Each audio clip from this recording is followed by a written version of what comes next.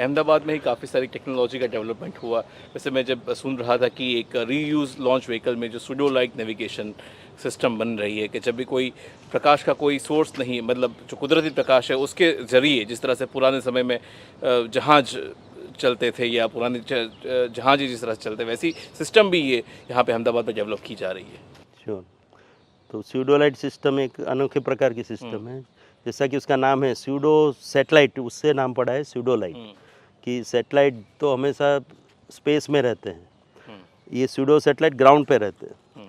तो जैसे कि हमारे नेविगेशन सैटेलाइट है, उसका उपयोग as a navigation from ground, उसका मुख्य उद्देश्य वो है कि किस तरह से आपको ग्राउंड पे हम ट्रांस रिसीवर अरेंज करके जब भी कोई प्लेन लैंड हो रहा हो या कोई भी ऐसे रीयूजेबल लॉन्च व्हीकल को लैंड कराना हो वापस पृथ्वी पे, तो उस समय उसका नेविगेशन में मदद करे, इसलिए उसको ये स्यूडोलाइट नेविगेशन सिस्टम बोलते हैं, पीएनएस। तो उसका डेवलपमेंट इसका एस बैंड फ्रीक्वेंसी में हमने डेवलप किया है और विश्व के बहुत कम देशों में ये तकनीक अवेलेबल है, तो भारत भी उसमें से एक है। और उसका हमने प्रशिक्षण, उसका परीक्षण जो किया आरएलवी को लॉन्च कराने में, लैंडिंग कराने में।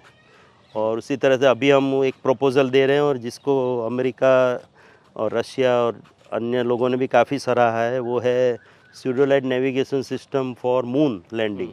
कि अभी तक हम मून पे हम लैंड कर, जैसे मैंने बताया 500 मीटर एक्यूरेसी से और उससे, बट एकदम प्रिसाइज लैंडिंग करना हो तो ये नेविगेशन सिस्टम अगर वहाँ पे हम इंस्टॉल कर दें तो जीपीएस जैसे सैटेलाइट मून के आजू बाजू भी घूमे। एक ऑप्शन वो रहता है। दूसरा ऑप्शन रहता है कि किस तरह से हम ये ट्रांस रिसीवर चंद्र की धरती पे स्थापित कर दें, 8 से 10 ऐसे ट्रांसमीटर, तो उनका उपयोग करके लैंडर एकदम प्रिसाइजली लैंड कर सकता है। तो ये सब नए नए कॉन्सेप्ट है जो स्यूडोलाइट नेविगेशन सिस्टम के ऊपर ही आधारित है। तो उसका भी हम प्रयोग, उसका हमने एक प्रपोज़ल दिया है, तो उसके सभी देश मिलके इस पे विचार करें कि किस तरह से ये स्यूडोलाइट नेविगेशन सिस्टम हम चंद्र पे या अन्य ग्रह पे भी एस्टेब्लिश कर पाए। तो उनको इसमें काफ़ी नोवेल्टी दिखती है, तो ये भारत का योगदान रहेगा ये ल्यूनर पीएनटी उसके लिए, ल्यूनर नेविगेशन में। तो इस तरह से हमने पृथ्वी पे तो हासिल कर ही लिया है ये स्यूडोलाइट नेविगेशन सिस्टम, और काफ़ी सराहा गया है उसकी एक्यूरेसी और जिस तरह से उसने कार्य किया है। तो ये पूरा जो नेविगेशन सिस्टम है वो इधर स्पेस एप्लीकेशन सेंटर में ही बना है और हमारे साइंटिस्ट उसमें शामिल थे और उन्होंने बहुत ही सफलतापूर्वक उसका परीक्षण किया और उसको ऑपरेशनल भी कर दिया। जी। दूसरी, अगर आप जीपीएस की बात कर रहे हैं तो नाविक सिस्टम तो याद आएगा ही।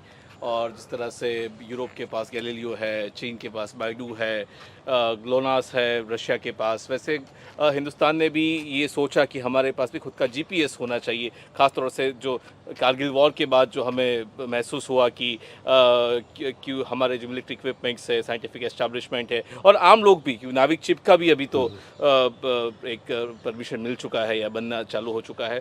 तो नाविक का प्रोजेक्ट क्या है, किस स्थिति में है? क्या बहुत जल्द हम अपने मोबाइल से भी जिस तरह से जीपीएस यूज़ करते हैं वैसे क्या नाविक भी यूज़ कर पाएंगे या कर सकते हैं? कहाँ तक पहुँचा है ये नाविक का प्रोजेक्ट? अवश्य, नाविक प्रोजेक्ट अभी उसकी चरम सीमा पर है। और जैसा कि आपने सही बताया कि कारगिल वॉर में हमारे काफ़ी कैजुअलिटी हुई थी सोल्जर्स की, क्योंकि उस समय जीपीएस की एक्यूरेसी हमने देखा कि बहुत ही पुअर हो गई थी वो वॉर के दरमियान, या कई जगह सिग्नल भी नहीं मिल रहे थे। तो उसके कारण हमारे सैनिकों को काफ़ी दिक्कत महसूस हुई और उसके कारण हमारी कैजुअलिटी भी बढ़ी सोल्जर्स की। तो उसके बाद भारतीय सरकार ने एक कमिटी स्थापित की थी जिन्होंने पूरा स्टडी करके टेक्निकल ग्राउंड पे ये डिसाइड किया कि भारत का अपना नेविगेशन सिस्टम होना चाहिए, हम किसी और पे डिपेंडेंट नहीं रहना चाहिए। For our internal security as well as अन्य लोगों के लिए भी अपना सिस्टम हो, तो आत्मनिर्भर होना ज़रूरी है नेविगेशन के मामले में खासकर, क्योंकि हम दिन में जो 90% कार्य करते हैं अलग अलग प्रकार से, उसमें कहीं ना कहीं नेविगेशन सिस्टम का उपयोग ज़रूर करते हैं। वो हमको पता नहीं रहता, बट डायरेक्टली या इनडायरेक्टली हम नेविगेशन सिस्टम के गुलाम हैं, ऐसा मैं कहूँगा। तो उसको ध्यान में रखते हुए सरकार ने ये निश्चय किया कि एटलीस्ट भारतीय हमारी खुद की स्वदेशी नेविगेशन सिस्टम यूज़ करे, वही बेहतर रहेगा।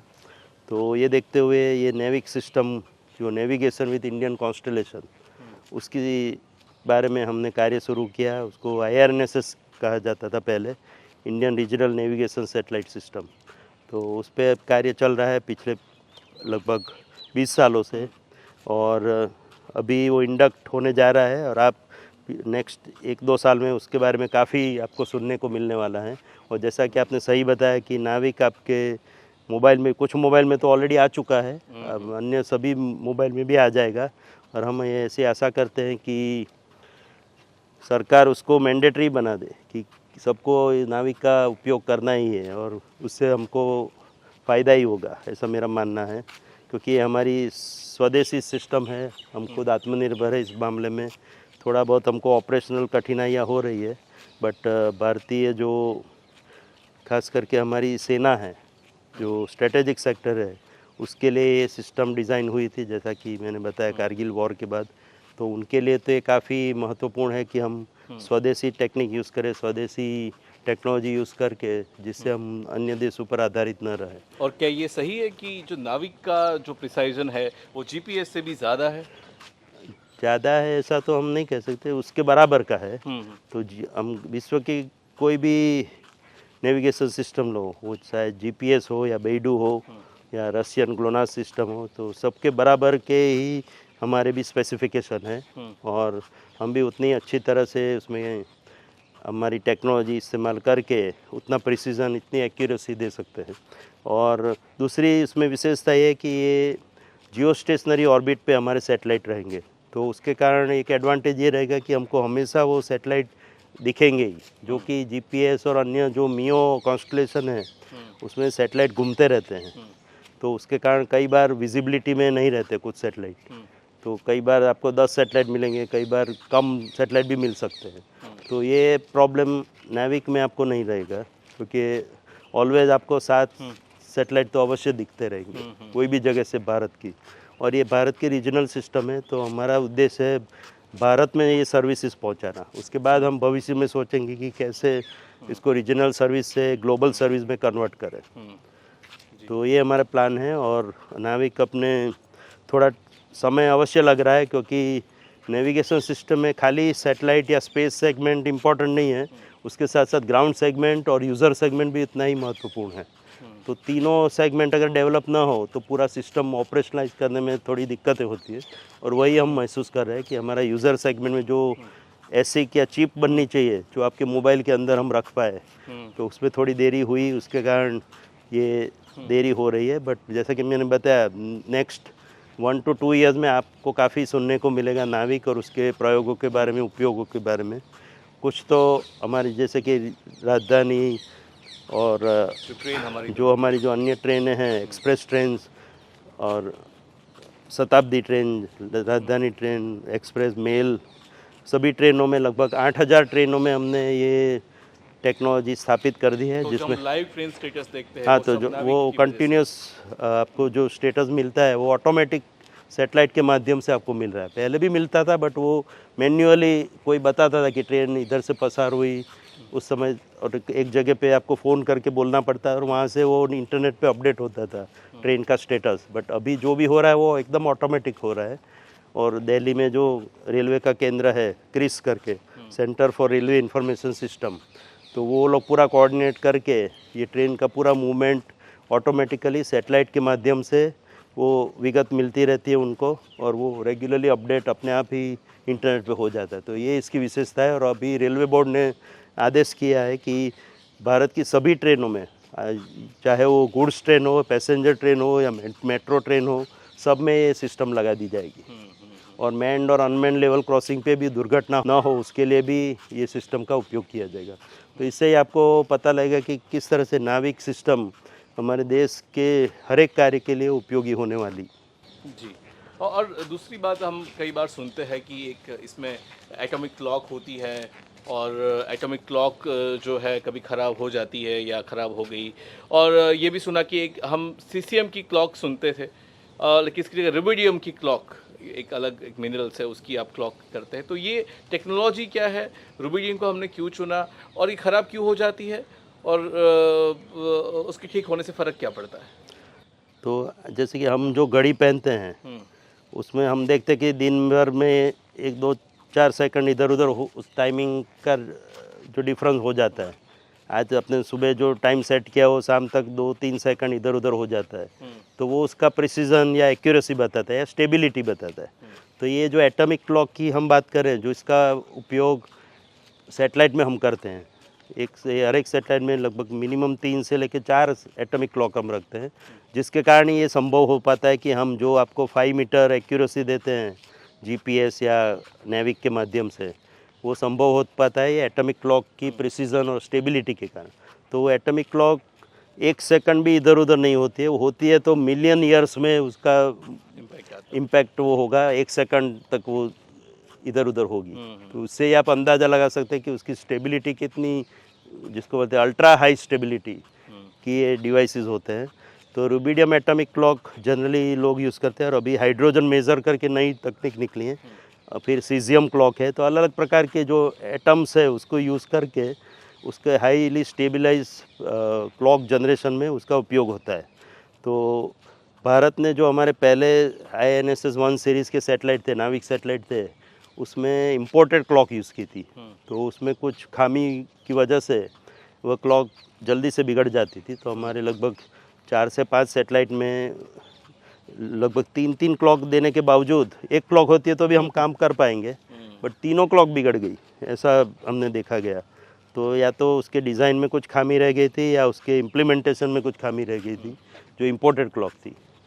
तो उसके कारण हमको काफ़ी जैसे कि मैंने बताया, जो डिले हो रहा है हमारे नेविगेशन सैटेलाइट सिस्टम में, उसका एक कारण ये एटॉमिक क्लॉक का ख़राब होना वो भी था। बट अभी हमने वो इंडिजिनस टेक्नोलॉजी जो आत्मनिर्भरता उसमें हासिल कर दी है। हमारे साइंटिस्टों ने ऑलरेडी 3 क्लॉक बना दिए हैं, उसमें से एक क्लॉक तो ऑलरेडी सैटेलाइट में भी हमने लॉन्च कर दिए। जो हमारा लास्ट सैटेलाइट लॉन्च हुआ है NVS 01, उसमें हमारी एक इंडिजिनस क्लॉक यूज़ हो रही है, वो अहमदाबाद में बनी है, और बाकी 2 क्लॉक इम्पोर्टेड क्लॉक है। बट जो मुख्य क्लॉक जिसका हम अभी उपयोग कर रहे हैं नेविगेशन में, ये पर्टिकुलर सैटेलाइट में, वो हमारी अहमदाबाद की जो इंडिजिनस जो आत्मनिर्भर क्लॉक है उसके द्वारा ही हम कर रहे हैं। तो ये रुबिडियम एटॉमिक क्लॉक की टेक्नोलॉजी हमने पूरी तरह से हासिल कर दी है, और अभी हमारा प्रयत्न रहेगा कि कोई प्राइवेट सेक्टर में इसकी टेक्नोलॉजी दी जाए, जिसके कारण उसका प्रोडक्शन लेवल पे उसका फिर प्रोडक्शन हो सके। तो इसके प्रयत्न अभी चल रहे हैं, IN-SPACe के द्वारा या अन्य टेक्नोलॉजी ट्रांसफ़र द्वारा हम ये प्रयत्न करेंगे कि कोई भारतीय जो इंडस्ट्री है उसको ये टेक्नोलॉजी लेके फिर वो क्लॉक बनाए, जिसका उपयोग हम हमारे मिशन में तो करेंगे ही, वो क्लॉक वो पूरे विश्व में भी उसको बेच सकते हैं वो लोग जी। उसके राइट्स भी उनको मिल जाएंगे एक बार वो टेक्नोलॉजी वो लोग हासिल करते हैं जी। जैसा तो प्राइवेट सेक्टर की बात की, तो अभी से जो प्राइवेट सेक्टर है, निजी क्षेत्र है, वो भी अंतरिक्ष के लिए खुलने लगा है। IN-SPACe की आपने बात की, एनसील की आपने बात की, तो अभी क्या भूमिका है, आप कैसे देखते हैं कि जो निजी क्षेत्र है कैसी चुनौती पूर्ण समय में अंतरिक्ष क्षेत्र को सहारा दे सकता है, आगे बढ़ा सकता है, और ऐसी क्या क्या चीज़ें हैं जो शायद इसरो के एक कहे कि एक सरकारी तंत्र के लिए शायद थोड़ा मुश्किल हो, लेकिन निजी क्षेत्र के लिए शायद वो रास्ते आसान भी हो सकते हैं। तो अभी कहाँ पर हम खड़े हैं? तो जो हाल की सरकार ने निर्णय किया, खास करके कोविड के बाद, कि जो हमारा जो मार्केट शेयर है भारत के जो अंतरिक्ष कार्यक्रम है, पूरे विश्व के स्पेस मार्केट के मुकाबले देखें तो हमारा शेयर केवल 2% है, 2%।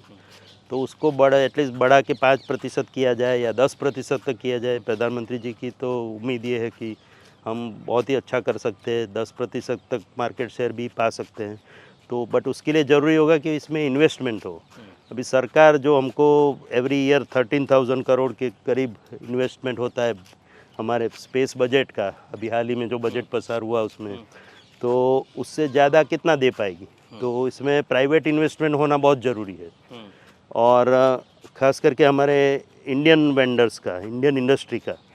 तो ये सब देखते हुए तो FDI पॉलिसी में भी चेंज किया गया, स्पेस पॉलिसी में चेंज किया गया, और जो अभी एम्फेसिस गवर्नमेंट का ये है कि ज़्यादा से ज़्यादा प्राइवेट इंडस्ट्रीज़ इसमें भाग ले। भारतीय जो स्पेस सेक्टर जो अभी तक एक क्लोज सेक्टर माना जाता था गवर्नमेंट का ही, जिसमें गवर्नमेंट के अलावा कोई और काम भी नहीं कर सकता था टेक्निकली या गवर्नमेंट के रूल्स के द्वारा, तो वो अभी ओपन कर दिया गया है और स्पेस सेक्टर में प्राइवेट सेक्टर ज़्यादा से ज़्यादा भाग ले, ये सरकार की कोशिश रहेगी और इसरो भी इसमें मदद रूप रहेगा। क्योंकि जनरली ऐसा होता है कोई भी चेंज आए तो जो पहले उसमें लोग रहते हैं वो उसको रेजिस्ट करने की कोशिश करें, बट उसके बदले इसरो ने अभी ये पॉलिसी रेडी की है कि हम उसको बढ़ावा देंगे। किस तरह से इंडस्ट्री को कहते हैं कि हैंड होल्डिंग करेंगे, जिससे कि उनको, क्योंकि स्पेस टेक्नोलॉजी हासिल करना इतना इजी तो है नहीं, आपको भी पता है कि इसलिए उसको रॉकेट साइंस कहते हैं या स्पेस टेक्नोलॉजी कहते हैं, कि जो कोई आम सामान्य इंडस्ट्री तो उसको हासिल नहीं कर पाएगी, उनको इसरो से सीखना पड़ेगा। तो हैंड होल्डिंग जिसको कहते हैं वो काफ़ी महत्वपूर्ण है। तो वो हम कार्य कर रहे हैं अभी कि शुरुआत के दिनों में इन स्पेस की स्थापना हुई है। आपको पता ही है कि उसका हेडक्वार्टर अहमदाबाद में ही है और उसका Indian National Space Promotion and Authorisation Centre, तो वो रेगुलेटर के रूप में काम करेगा स्पेस एक्टिविटी के साथ साथ। Private sector, startups, academia, industry सब उसमें पार्ट ले, उसको बढ़ावा मिले, उस तरह से फैसिलिटेटर के रूप में भी काम करेगा।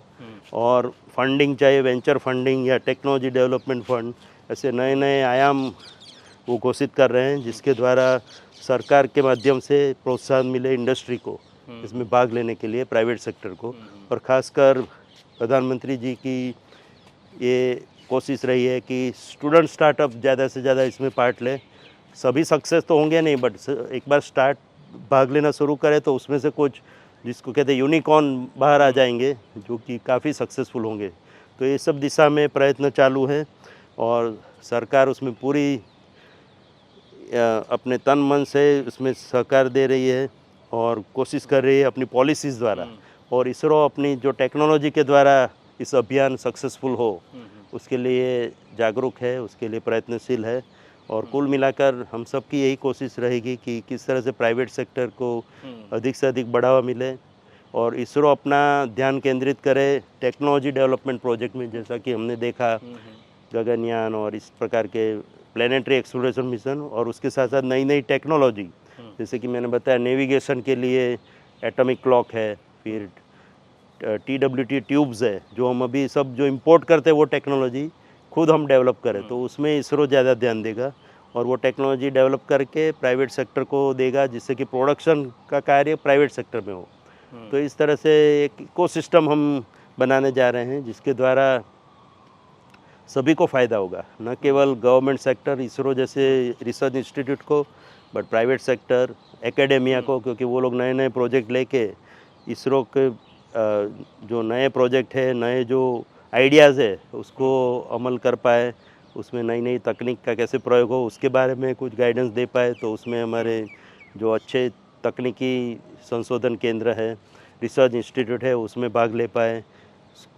अन्य जो टायर 2 और टायर 3 कॉलेजेस हैं, इंजीनियरिंग कॉलेजेस, साइंस कॉलेजेस, वो भी उसमें भाग ले पाए। तो अलग अलग sponsored research programme, incubation centre, तो वो सबको बढ़ावा दे रहे हैं इसरो के फंडिंग के माध्यम से, गवर्नमेंट फंडिंग के माध्यम से। जी। और आम आदमी के ऊपर आते हैं। अब जब भी हम बात करते हैं इसरो की, विक्रम भाई साराभाई याद आते हैं। उन्होंने कृषि दर्शन शुरू किया था, प्रेरणा दी थी, आज भी चल रहा है दूरदर्शन के माध्यम से, लाखों किसान आज भी देखते हैं। और हमारे मछुआरे हो या कृषि क्षेत्र हो, जो रिमोट सेंसिंग टेक्नोलॉजी है वो काफ़ी हद तक आप कहें कि लाखों लोगों का जो पेट भर रहे है वो इसरो शायद उनकी भूख को दूर कर रहा है, जिस तरह से आजीविका देने का कारण हो। जैसे ओशन साइट 3 अभी लॉन्च हुआ, जिसमें उसमें ओशन कलर मॉनिटर है, या फिर आपका लैंग साइट हो गया, कार्टो साइट हो गया, रिसोर्स साइट हो गया। जो रिमोट सेंसिंग है, जो किस तरह से आम आदमी का, क्योंकि लोगों को लगता है कि स्पेस माने ये चंद्र और तारों की बात, लेकिन उसके परे भी जो है, जो आम आदमी के साथ, जो आप भी कहते हैं, जो विक्रम भाई साराभाई ने भी कहा था कि हम आम आदमी के जीवन को बदलना चाहते हैं। तो आम आदमी के जीवन में, एक मछुआरे के जीवन में, एक किसान के जीवन में इसरो ने, स्पेस साइंस ने कितना परिवर्तन किया है। आपने सही समय पे याद किया, आज विक्रम साराभाई की जन्म जयंती भी है 106वीं। तो उनको याद करते हुए, जैसा कि उन्होंने कहा था कि कॉमन मैन एंड सोसाइटी, हमारे सामान्य आदमी और समाज के लिए इसरो क्या कर रहा है। तो जैसा कि मैंने बताया, हमारी 80% जो कार्य है वो तो समाज के लिए, सामान्य आदमी के लिए ही है। और आपने सही प्रश्न बताया कि किस तरह से रिमोट सेंसिंग टेक्नोलॉजी यूज़ करके हम हमारे ऑप्टिकल कैमरा या टेलीस्कोप के द्वारा या माइक्रोवेव रडार सिस्टम के द्वारा हम अलग अलग तरह से फ़ोटोग्राफ्स लेके पृथ्वी की ऑब्जर्वेशन करके जो पिक्चर तैयार करते हैं, इमेजेस तैयार करते हैं, उसमें से उसका एनालिसिस करके आम आदमी के लाभ के लिए, किसानों के लाभ के लिए जो इन्फॉर्मेशन है वो डिराइव करके उन तक पहुंचाते हैं। तो जैसे कि उन्होंने अपनी फसल बोई है तो फसल का कोई उसमें डिजीज़ लगी है कि नहीं, फिर उसका यील्ड कितना होगा, उसका एकरेज कितना होगा, अगर उसमें फ्लड और ड्रॉट के कारण उसमें डैमेज हो जाता है तो उनको इंश्योरेंस किस तरह से मिल पाएगा, कितना मिल पाएगा, तो वो सब का एस्टिमेट करते हो। क्योंकि आदमी तो मैक्सिमम से मैक्सिमम चाहेगा, बट रियली उसको कितना वर्थ है उसका क्रॉप, वो सब का भी एनालिसिस करके उनको सही मायने में मदद मिले उसकी कोशिश रहती है ये रिमोट सेंसिंग मीन्स के माध्यम से। तो एकदम सरकार को सही माहिती उपलब्ध की जाएगी जिसके कारण किसानों को कोई भी नुकसान ना हो, चाहे सूखा पड़े या बाढ़ आए तो भी उनका जो इन्वेस्टमेंट है वो बरकरार रहे, और जब भी उनको अच्छी फसल होती है तो उनको कैसे मैक्सिमम से मैक्सिमम फ़ायदा हो, तो उसके बारे में भी रिमोट सेंसिंग द्वारा उसका एकरेज यील्ड पता लगा के उनको पूरी गाइडेंस दी जाएगी। तो और ड्रोन के माध्यम से भी अलग अलग परीक्षण करते हैं जिसके द्वारा उनके जो, क्योंकि भारत में खेत बहुत छोटे छोटे होते हैं, अमेरिका की तरह बड़े बड़े खेत हो तो सैटेलाइट के माध्यम से उसको हम गाइडेंस दे सकते हैं, बट इंडिया में छोटे लेवल पे अगर इमेजिंग करना हो तो उसमें ड्रोन और एयरक्राफ्ट का भी उपयोग होता है, उसके द्वारा भी हम रिमोट सेंसिंग करते हैं। तो इस प्रकार से अलग अलग माध्यमों से किसानों को फ़ायदा हो और उनको सही मायनों में इस साल बारिश ठीक होगी कि नहीं, सूखा पड़ेगा कि नहीं, वो माहिती भी पहले से पहुंचाए तो वो अपने आप उसके मुताबिक क्रॉप के बारे में डिसीज़न ले सके या एक्शन ले सके। और सरकार को भी एज ए प्लानर्स कि हम बोलते हैं उसको एग्री DSS और कृषि डिसीजन सपोर्ट सिस्टम, तो उसकी स्थापना की गई है कि एक जगह आपको पूरी माहिती मिल जाएगी कि देश में कहाँ सूखा पड़ रहा है, कहाँ पे बाढ़ आने वाली है या बाढ़ आई है, और इस बार वातावरण क्या रहेगा, इस साल मानसून कैसा रहेगा। तो ये सब माहिती करके गवर्नमेंट एक जो इसको बोलते हैं एडवांस प्लानिंग कर सकते हैं कि कौन सी चीज़ों के हमको इंपोर्ट करना ज़रूरी है, किसके लिए एक्सपोर्ट में हम मंजूरी दे सकते हैं। जैसे कि बीच में हमने देखा कि वीट का क्राइसिस हो गया था या ओनियन नहीं मिल रहे थे या एप्पल की फसल कम हो गई थी, तो वो सब माहिती हमको पहले से एडवांस में मिल जाएगी जिससे गवर्नमेंट एडवांस एक्शन ले सके कि कौन सी चीज़ों का इंपोर्ट करना जरूरी है, जिससे कि अंतर्राष्ट्रीय बाज़ार में भी हमको कम दाम पे वो इंपोर्ट कर पाए। क्योंकि आप लास्ट मोमेंट पे ख़रीदने जाओगे तो जो मंडियां है वो प्राइस बढ़ा देती है। तो ये अनुभव इंटरनेशनल लेवल पे, अंतर्राष्ट्रीय लेवल पे भी यही होता है कि लोग फ़ायदा उठाते हैं आपकी मजबूरी का, तो वो ना हो उसके लिए एडवांस एक्शन लेना ज़रूरी है। तो वो सब कार्य में सैटेलाइट टेक्नोलॉजी हमको मदद ज़रूरत है, खासकर रिमोट सेंसिंग टेक्नोलॉजी। तो किसानों के लिए तो बहुत बड़ा तो वरदान। किसान एग्रीकल्चर तो हमारा मेन उद्देश्य है रिमोट सेंसिंग के द्वारा। दूसरा आपने जो बताया मछुआरों के लिए, फिशरमैन, तो उसके लिए जैसा कि जो दुर्घटना बनी थी बॉम्बे वाली, जिसमें एक पाकिस्तानी बोट भारत के वाटर्स में घुस गई और हमको पता लगने में मुश्किल हुई थी, तो ये अभी पास्ट की बात हो गई। अभी फ्यूचर में या अभी कोई भी ऐसा कोई भी बोट जो अननोन बोट है हमारे जो इंडियन वाटर्स है उसमें आ ही नहीं सकती, उसको तुरंत हम पहचान जाते हैं। तो कोस्टल सर्वेलेंस सिस्टम तो वो हमने लगा दिया है सब जगह पे। और कुल एनसिल जो हमारा जो यूनिट है, न्यू स्पेस इंडिया लिमिटेड, जो पब्लिक सेक्टर यूनिट है, उसको 1 लाख बोटों पे ये यंत्र लगाने का ऑर्डर मिला है। तो हर एक पे, जैसा कि मैंने बताया, नेविगेशन सिस्टम और सैटेलाइट कम्युनिकेशन को मिला के एक टर्मिनल तैयार किया गया है, वो हर एक बोट में लगा दिया जाएगा। और कुछ लगभग 25,000 बोट में तो ऑलरेडी लग चुका है, तमिलनाडु, गुजरात और आंध्र प्रदेश की। तो इस तरह से पूरे देश की लगभग 4 लाख बोटों में ये लगाने का प्रावधान सरकार द्वारा है। और वो सभी बोट जहाँ भी मूवमेंट कर रहे हैं, कोई भी सी में, बे ऑफ बंगाल हो या अरेबियन सी हो या हिंद महासागर हो, तो उनकी मूवमेंट ट्रैक होगी। और मछुआरों को हर दिन शाम, क्योंकि मछुआरे एक बार पानी में समुद्र में दूर तक चले जाते हैं तो लगभग 7 दिन से लेकर 15 दिन के बाद ही वापस आते हैं। तो उनको कौन सी जगह पे फिश शील्ड बेटर मिलेगा, कहाँ से उनको ज़्यादा फिश मिलेगी, मछली मिलेगी, वो इन्फॉर्मेशन हम हर दिन उसको शाम को 5 बजे पहुंचाते हैं। फिर वो अगर भारतीय वाटर्स क्रॉस करके इंटरनेशनल वाटर्स की ओर जा रहे हैं, जैसे कि कुछ मछुआरे श्रीलंका की ओर डाइवर्ट हो जाते हैं, कुछ इधर की ओर पाकिस्तान की ओर चले जाते हैं, फिर उनको पकड़ लिया जाता है हमारे विरोधी देश द्वारा। तो वो सब ना हो और वो सही समय पे वो इंटरनेशनल बॉर्डर क्रॉस ना करे, इंटरनेशनल वाटर बोलते हैं उसको, तो वो सब माहिती भी उनको ऑटोमेटिक मिलती रहेगी उनके मोबाइल पे। आप बोलेंगे मोबाइल का समुद्र में क्या उपयोग, तो ये उपयोग हो रहा है कि जब वो कोस्टल एरिया में घूम रहे हैं तब मोबाइल चलता है, पर जैसे ही वो अंदर की ओर जाते हैं तो मोबाइल तो काम नहीं करेगा क्योंकि नेटवर्क तो है नहीं वहाँ पे। तब हम मोबाइल की द्वारा उनको, हमारे नेविक रिसीवर द्वारा उनको ये माहिती पहुँचाते हैं। अगर इंटरनेशनल वाटर क्रॉस करे तो उनको अलर्ट किया जाएगा और उनकी नेटिव भाषा में। दूसरा उसका एडवांटेज है कि मोबाइल पे उनको इन्फॉर्मेशन मिलती रहेगी अपनी भाषा में, तमिल में या मलयाली में या गुजरात फिशरमैन है तो गुजराती में।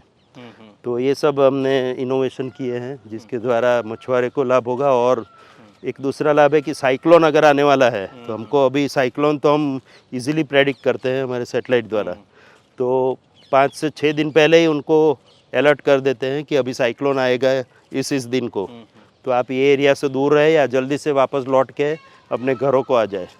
तो जो पहले साइक्लोन के कारण काफ़ी जो कैजुअलिटी होती थी, कई मछुआरे डूब जाते थे या साइक्लोन के इफेक्ट के कारण वापस नहीं लौट पाते थे, कि किस तरह से उनको एटलीस्ट माहिती पहुंचाई जाए और कि उसका उपयोग वो सही तरह से करे और उनकी overall quality of life improve हो, उसके लिए सरकार प्रयत्नशील है और इसरो उसमें पूरा अपना योगदान दे रहे हैं।